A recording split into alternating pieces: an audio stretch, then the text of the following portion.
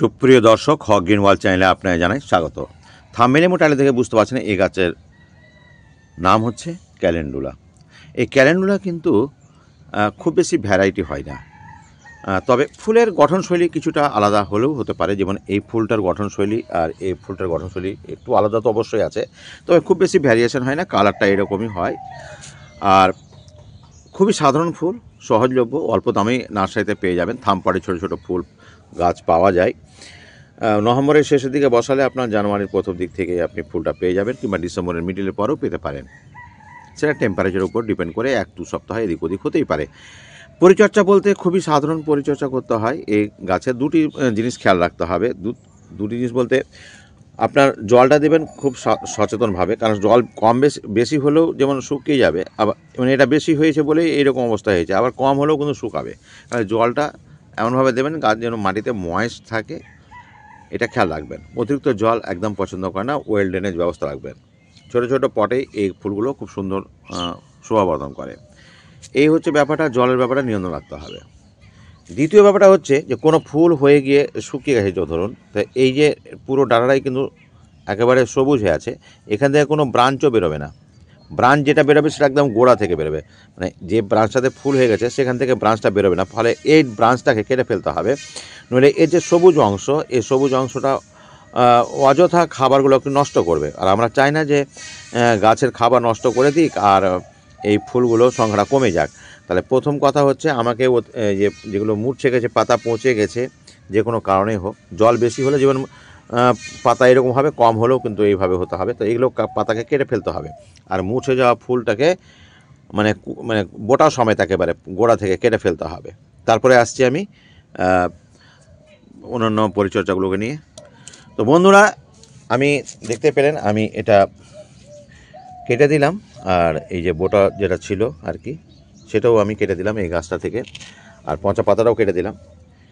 এবার আপনাদের বলার আগেই আমি কিন্তু এই মাটিটা কিন্তু আলাদা করে নিতে হবে। এই মাটিটা আলগা করে নিলে কী হবে, যে বাতাসটা মাটির ভেতরে ঢুকতে পারবে। বাতাস ঢুকলে কি হবে, তো বাতাস যখন ঢোকে, অক্সিজেন ঢোকে আর কি বাতাসে, আর সে তার সাহায্যে কী করে, মাটিতে বসবাসকারী যে ব্যাকটেরিয়াগুলো থাকে, সেই ব্যাকটেরিয়াগুলো মাটিতে থাকা যে নাইট্রোজেনযুক্ত যে অক্সাইড যৌগ তৈরি করে, নাইট্রেট এবং নাইট্রাইট যৌগগুলো তৈরি হয়, সেই যৌগগুলোই কিন্তু আসলে গাছ নিতে পারে। এটা কিন্তু বিজ্ঞানের ছাত্ররা অবশ্যই খুব ভালো বুঝতে পারবেন। এমনি সরাসরি নাইট্রোজেন গাছ কিন্তু গ্রহণ করতে পারে না। তো এই মাটিটাকে হালকা রাখার খুব প্রয়োজন আছে, যাতে বাতাসটা যাতে অবশ্যই ঢুকতে পারে, তাহলে গাছ কিন্তু একদম 100% খাবারটা পেয়ে যাবে। খাবার ব্যাপারটা বলি, খাবারটা কি দেবেন।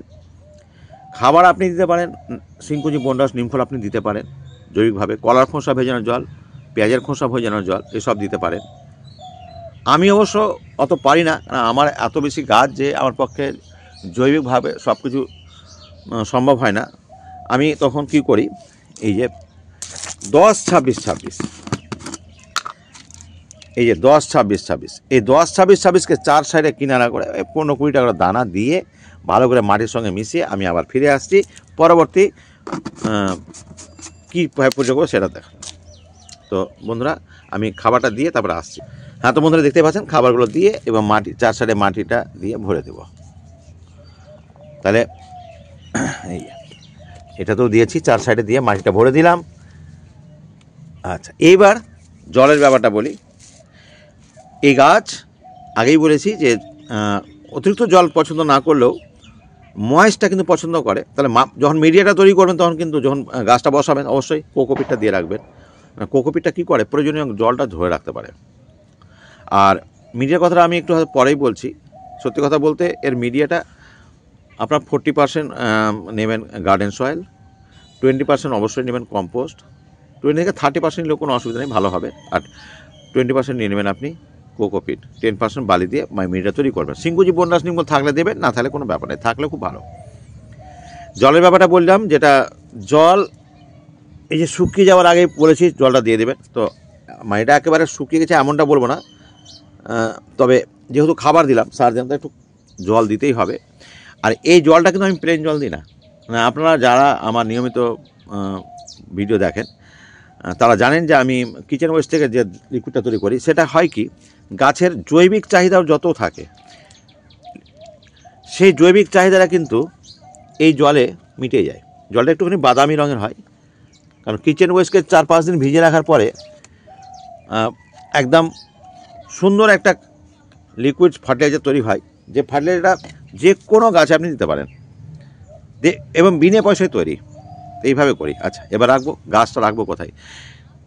এখন আপনি সারাদিন রোদে রাখবেন, তবে ফেব্রুয়ারির শেষের দিক থেকে তাপমাত্রা একটু বাড়বে, তখন একটু 10টা-11টা পর্যন্ত রাখবেন রোদে, আর বাকি সময়টা একটু সেটে নিয়ে চলে যাবেন। অর্থাৎ অতিরিক্ত তাপমাত্রা যেখানে পাবে সেখানে না রেখে একটু সেডি এলাকাতে রাখলে কী হবে, আপনার গাছটা খুব সুন্দর থাকবে এবং দীর্ঘদিন আপনি ফুলটা পেতেই থাকবেন। রোগ পোকা, না রোগ পোকা তেমন কিছু লাগে না, আমি দেখিনি। রোগ পোকা হলে নিশ্চয় তার প্রয়োজন অনুযায়ী আমাদের ব্যবস্থা নিতে হবে। তো রোগ পোকা যেহেতু হয় না খুব একটা, তাহলে আমি এখানে আর কিছু আলোচনা করছি না। তো বন্ধুরা, যদি ভালো লাগে নতুন নতুন টিপস পেতে অবশ্যই আমার চ্যানেলটিকে ফলো করে সঙ্গে থাকবেন, আর ফেসবুক থেকে দেখলে অবশ্যই ফলো করবেন। যেখানে শেষ করছি, ভালো থাকবেন, সুস্থ থাকবেন, ধন্যবাদ। কথা হবে পরবর্তী ভিডিওতে নতুন কোনো গাছ নিয়ে, নতুন কোনো তথ্য নিয়ে।